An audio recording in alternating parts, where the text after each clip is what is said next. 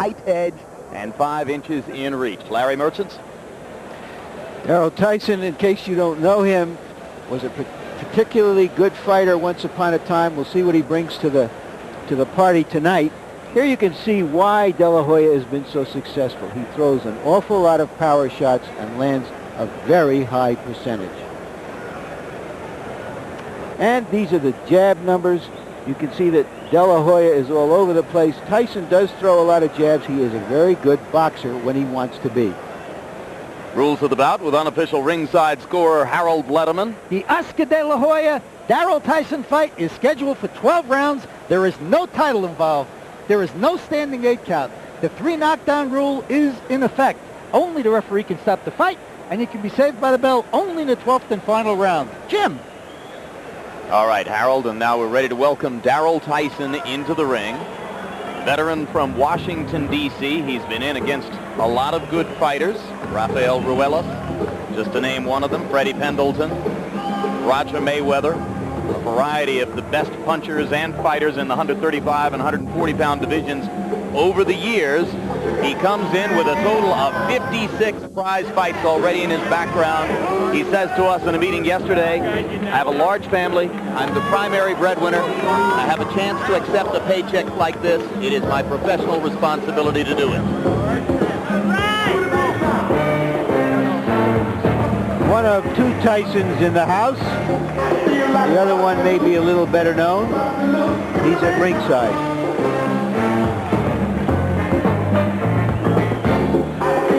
Yeah, most fight fans probably never dreamed they'd get a chance to see De La Hoya Tyson. Neither did I, Jim. And here's the record for the lesser known of the 2 Tysons in the house tonight. Darryl Tyson, 47 wins, 8 losses, 1 draw.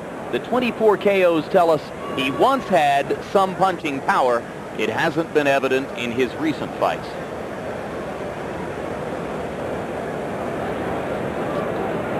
There's the other Tyson, seated in ringside, front row.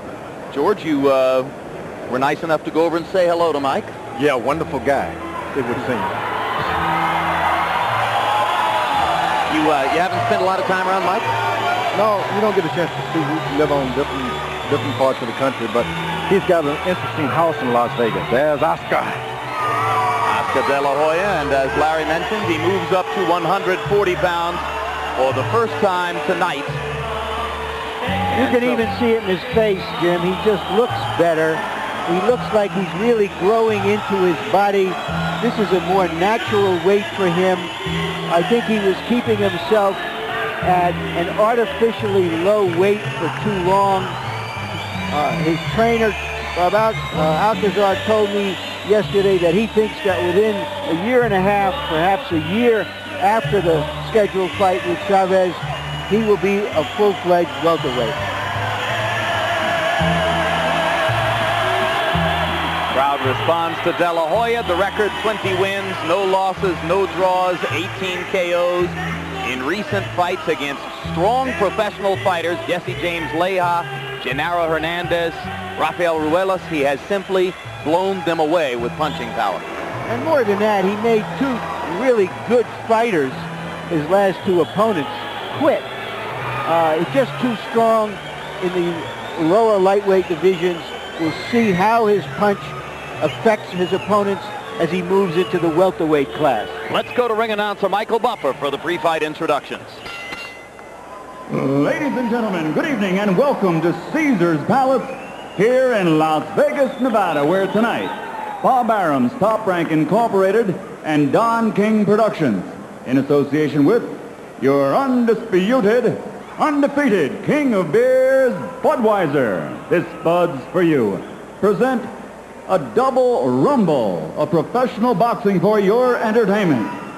All the bouts tonight are sanctioned by the Nevada State Athletic Commission Chairman Dr. James Nave, Commissioners Nat Carasali, Dr. Elias Ghanem, Luther Mack, and Crispin Rivera. Executive Director Mark Ratner. 3 physicians at ringside are Dr. Flip Homansky, Dr. Al Capana, and Dr. Margaret Goodman. The timekeepers at the bell and counting the knockdown seconds will be Al Bicyk and Jane Broadfoot.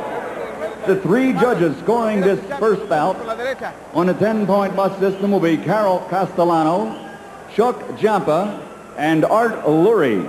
And when the bell rings, the man in charge of the action, your referee, Mitch Halpern. And now, ladies and gentlemen, from the site where legends are made for the first of 2 times tonight, here at Caesar's Palace, let's get ready to rumble!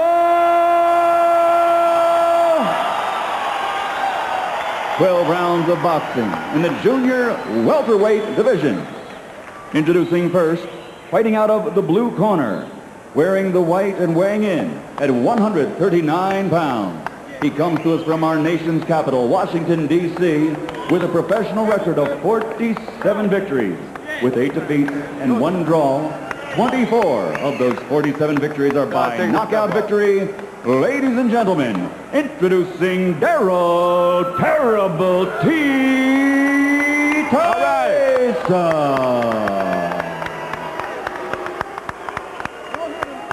And his opponent across the ring, fighting out of the red corner, wearing brown, trimmed with white, and weighing in at an even 140 pounds. In 1992, he captured Olympic gold and now has a professional record, a perfect one, of 20-0, 18 by KO. He has captured 3 world titles. Ladies and gentlemen, presenting the 3-time world champion, the pride of East LA, the Golden Boy, Oscar De La Hoya.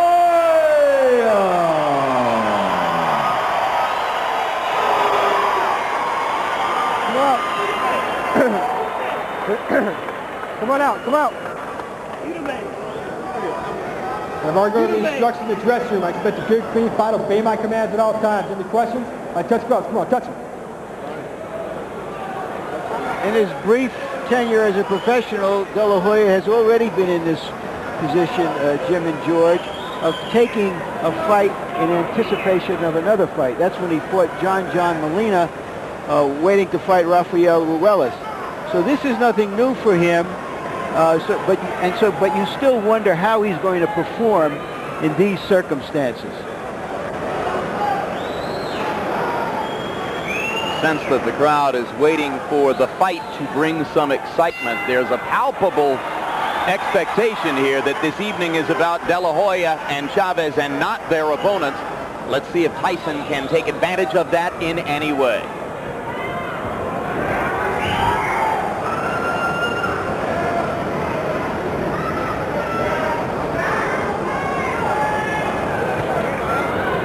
Tyson's fight plan, George Foreman, was to try to jab his way in and then get to De La Hoya's body. He believes that if he stays out away from Oscar at this range, he'll be in trouble because he won't be able to reach him and he'll get hit hard. Yeah, those are guys from the nation's capital. They do a lot of thinking. You've had some upsets from fighters from Washington, D.C. before come in and upset main event fighters. So Oscar has to be careful. What frightens me about Oscar, he's had so many knockouts lately. Sometimes you forget how to win boxing matches. You got to go out there and put some points on the table. We haven't seen that from Oscar lately. He gets knockouts.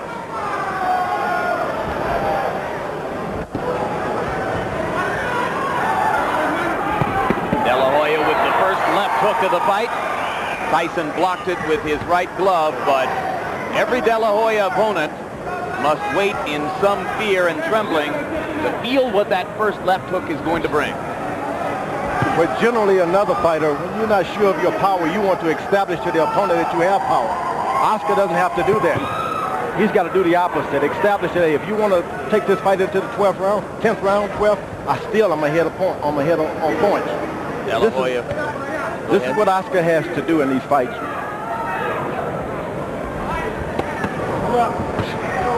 Oscar focusing his gaze on the middle of Tyson's ribcage, thinking body, and then he comes up from there. Tyson trying to establish the jab, hasn't yet managed to get inside and break De La Hoya's body as he claimed he would.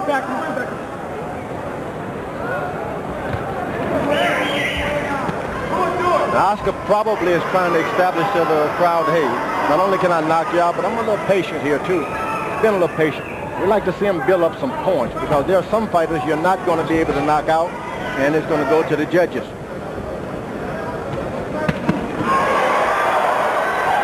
Ringside microphones pick up the thudding of De La Hoya's body punches. Sounds like heavyweights are hitting. De La Hoya conceding to us yesterday in our discussion that he got a little impatient against Jesse James Leha. The crowd at Madison Square Garden got him excited, and he went into a bit of a frenzy trying to finish that one at the end of the second round. Didn't damage him, but he says, well, I don't want to do that again. I want to be more measured.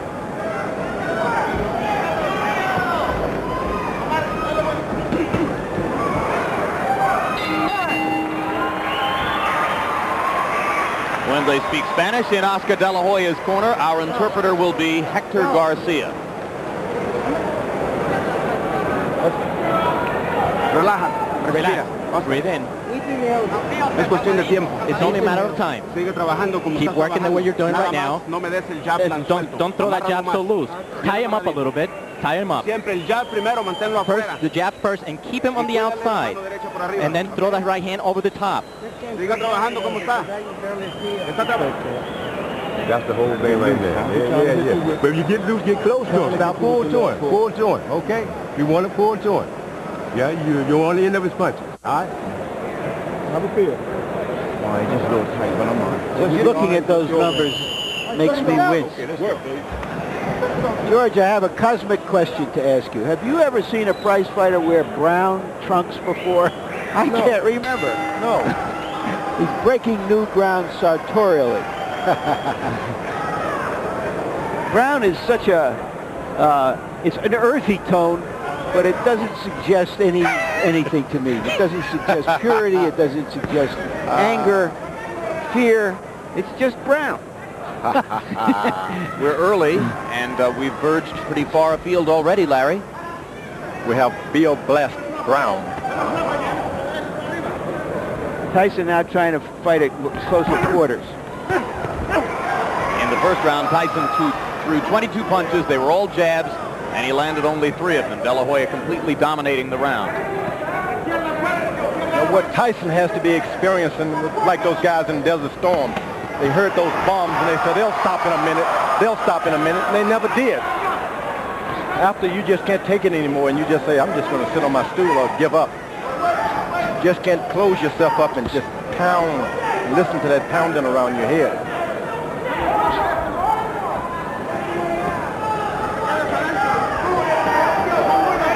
Interestingly, when De La Hoya doubles and triples up to the body, as he frequently does, George, he's leaving himself open, but most opponents find it difficult to punch back. Now we had the first right-hand lead.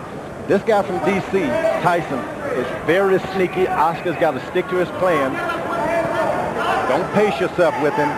Keep throwing those bombs. Well, let's see if Tyson keeps going with the right-hand lead. The new strategy employed here in the second round. Tyson with a little counter right inside. De La Hoya lands 2 left hands in return. Oscar pounding to the body, and Tyson stands firm. Oh, what a left hook to the body by Oscar De La Hoya. Sensational. I can't recall De La Hoya being so effective to the body before. This is something new. Tyson hurt there by De La Hoya's left hook, and now De La Hoya bombs him into the rope, and Darryl comes back. He's in good shape. He stays in shape all the time, but Oscar De La Hoya's punching power is another story for most of the men who face him, and now Tyson beginning to cringe as De La Hoya goes to the ribs. And that was from the body blows. 4, 5, 6, 7. What can't Oscar De La Hoya do? A second round knockout forged with body blows, George. Oscar, he leaves no questions unanswered for me. This guy's got the whole package. The golden touch. Now, you know, if you went to school on him to prepare for him, if you're Tyson, that's not one of the things you were prepared for. I mean, he must have landed 20 or 25 good, hard body shots within 2 rounds. Well, and George, you pointed out that left hook underneath the rib cage that he landed over here close to us about 30 seconds before the end. That was really the decisive blow, wasn't it? No doubt about it. That left hook had done its business long before that other knockdown punch came about. De La Hoya is the golden boy. He's got it all. So here's another second-round knockout for De La Hoya to go with the second-round knockout of Leija in New York, to go with the sixth-round TKO of Genaro Hernandez last August, to go with the second-round knockout of Rafael Ruelas in May. He is on a roll, and it's going to be Chavez next if Julio Cesar can win later this evening. And this will only build the expectation for that one, George. Yeah, it was frightening because you never think a guy could punch so much, throw so many hard punches, and still have a rhythm as the fight go on like that. This guy he's unbelievable. All right, now let's take a look from earlier in the round, and that was the left hook that damaged him so badly. Yeah, because he hit him underneath with the left hook, the guy thought he would never come back into the head with that kind of power, but he got him with a double left hook. And the right hand to the rib cage there. And when you land, you're hurting the body. You keep thinking, I'm going to get up in a minute. I'm going to get up in a minute as soon as this stops hurting. But it never seems to stop hurting, and you can't get up. So if the question was, does Oscar's 135-pound punching power go up to 140, the returns on that subject are pretty resounding. This guy can put on any amount of poundage that he wants, and he can still punch. Well, I think he's basically a 147-pounder, George. I have a sort of book on De La Hoya, which is that we may not know exactly how great a fighter this guy is till he goes to 147, which is where I think he will first experience fair fights from the standpoint of punching power. Right now, let's go to Michael Buffer for the official particulars. Ladies and gentlemen, referee Mitch Halpern reaches the count of 10. The bout ends at 2 minutes, 38 seconds of round number 2. The winner by knockout victory. His record now 21-0, 19 KOs. The pride of East LA, the undefeated three-time world champion, the Golden Boy, Oscar De La Hoya.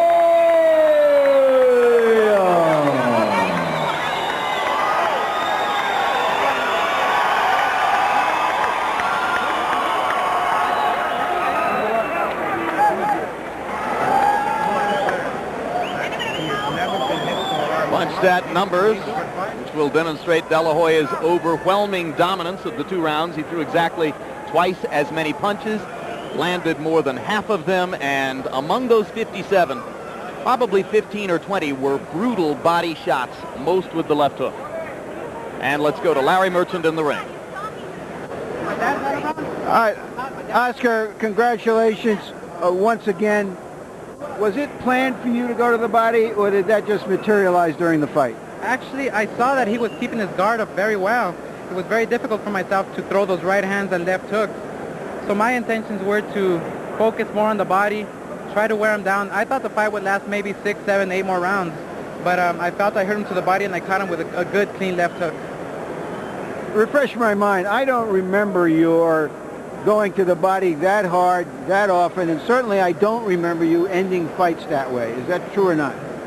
You know, it never did happen, but something that I'm learning. I'm learning more about boxing. I'm studying more videotapes. I'm learning more about the past champions, how they were, and I'm trying to pick up little things so I can become a complete fighter. All right, we want to roll that on tape, and we want to show you how you looked in taking him apart. We understand that Tyson has said he's never been hit so hard. He's a quality opponent. A lot of people thought you were crazy to take him for a tune-up. Describe what you see. Well, here I feinted him with a left jab, and I was trying to go to the body. Before that left jab, I hit him with a good body shot, which he felt very much. But my intentions were to feint him a lot, to try to keep him off balance and then go to the body. In any way, were you trying or thinking about sending a message to Julio Cesar Chavez, who is renowned as a body puncher? No, not at all. I mean, Julio Cesar Chavez, great champion, great person. I was fighting my own fight. I was proving to Darryl Tyson, I was proving to the people that I was training for Darryl Tyson, staying focused for Darryl Tyson, and now that I won and beat Darryl Tyson, I can now focus on Chavez. Is it conceivable that you and he are going to test each other down here before you test each other up there? Well, you know, that Chavez fight, June 7th, if everything goes well for Chavez, we get it on June 7th, and it's going to be a very interesting fight because it's going to be a clash of two warriors going at it. You might see a quick knockout, who knows? That fight is like that, made for a knockout. Are you saying that you feel you're going to have something to prove against Chavez and you're not going to use the boxing ability we've seen you use recently? No, one thing about me is I can adjust to styles, and whatever Chavez tries to do, I'm going to try to adjust to that style. June 7th, I'll be very ready for that fight like no other fight, and hopefully everything will go well. You list him as one of your idols. Has it hit you yet that you're really close to fighting him, and what does it mean to you? Well, I knew it all along that maybe one day we can go at it, Julio Cesar Chavez and myself. I've always dreamt about that fight, and now my dream is going to become true, fighting the legend, fighting the great champion, fighting the people's idol, and I can't wait. I'm looking forward to it. Thank you, and so is everybody else. Back to you, Jim. All right, thank you very much, Larry. And George Foreman, a week ago, I stood with Roy Jones Jr., who happens to be one of De La Hoya's biggest admirers, but he suggested, he said, gee, I don't know. Oscar's taking a tough fight as he gets ready for the Chavez fight. I'm not sure it's such a great idea. Something bad could happen. Now, De La Hoya's gotten past this, and in such a way that it can only build his confidence going into the next one, right? That's true. And you only had the Muhammad Ali of years past who would go in just before a great boxing match or a trying match, fight another tough guy. Oscar De La Hoya, I don't know what tree this guy's from.